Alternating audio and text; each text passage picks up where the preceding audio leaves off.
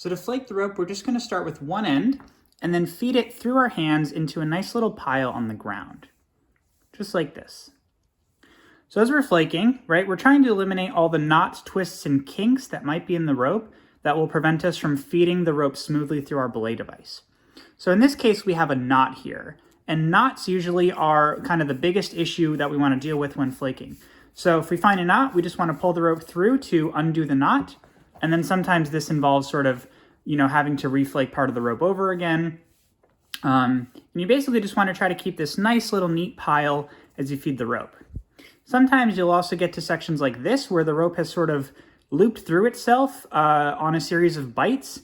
And this is basically just a series of slip knots. So usually you can kind of just shake this loose or pull it out, and then it should come undone pretty easily. Now, you can get in situations where you have really complex series of slip knots and it takes some time. A lot of times you can just shake those out though. But an actual knot, like the one we saw initially, those you will actually have to pull one end of the rope through to get that untangled. And now as we're flaking the rope, we can actually use this time to inspect the rope visually and with our hands to make sure that this rope is safe to climb on. And then finally, once we get to the end of our rope, this is the end that the climber can tie into. And notice that if the climber moves up the wall, the rope feeds very nicely off the top of the pile without any knots, twists, or kinks in the rope.